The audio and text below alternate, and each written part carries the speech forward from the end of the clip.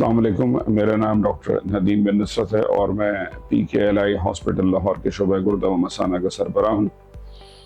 आज का हमारा मैसेज बहुत अहम नौइयत का है, इसलिए कि यूरोलॉजी गुर्दे व मसाना के मामलात में किडनी स्टोन का जो कंपोनेंट है वो बहुत ज़्यादा है। Almost 80% of the patients are of kidney stones. तो इसके बहुत सारे तरीके इलाज हैं, लेकिन देखने वाली बात ये होती है कि आपकी सूरत हाल में, यानी पेशेंट के जो फैक्टर्स हैं उनको देखते हुए, स्टोन के फैक्टर्स को देखते हुए और ट्रीटमेंट मोडालिटी की एफिकेसी को देखते हुए तय किया जाए कि आपके लिए कौन सा तरीका इलाज बेहतरीन है। इसमें चंद तरीका इलाज हैं, जैसे कि दवाओं से इलाज है कि आपको दवाएं दे दी जाती हैं। वो दो चीज़ों के लिए दी जाती हैं, पेन के लिए और गुर्दे की नाली में जो पथरी आ जाती है उसको निकालने के लिए।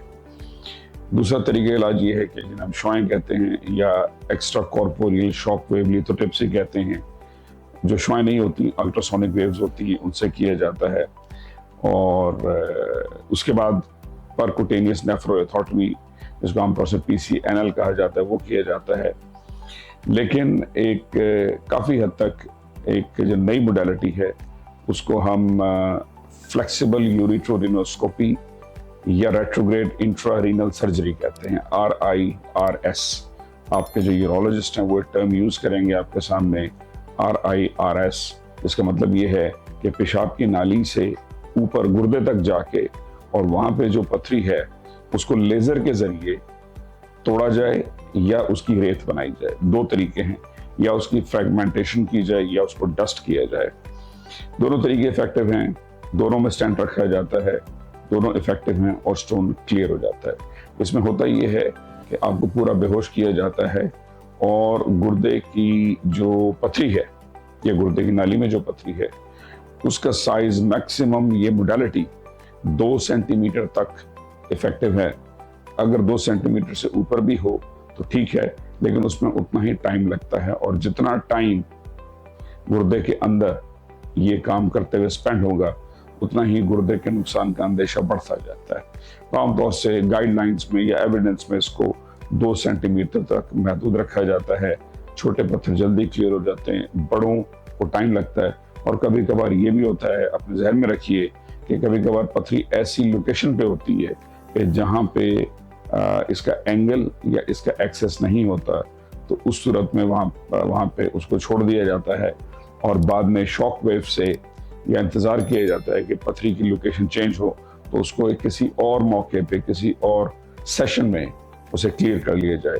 तो एक से ज़्यादा सेशंस भी रिक्वायर्ड हो सकते हैं अगर पथरी बड़ी है आपकी।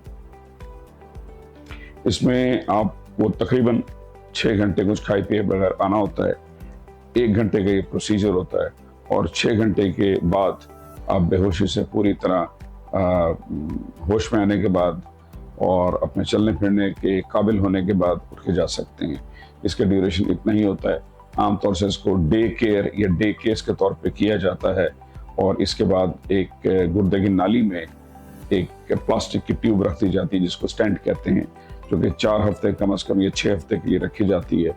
उसके बाद वो बगैर किसी बेहोशी के, जैसे पेशाब की नाली को रिमूव किया जाता है, इसी तरह से एक छोटे से फ्लेक्सिबल कैमरा के जरिए उसको रिमूव कर दिया जाता है। वो 5 मिनट का प्रोसीजर होता है। तो इस तरीके से इस प्रोसीजर को कंप्लीट किया जाता है। ये बहुत इफेक्टिव प्रोसीजर है।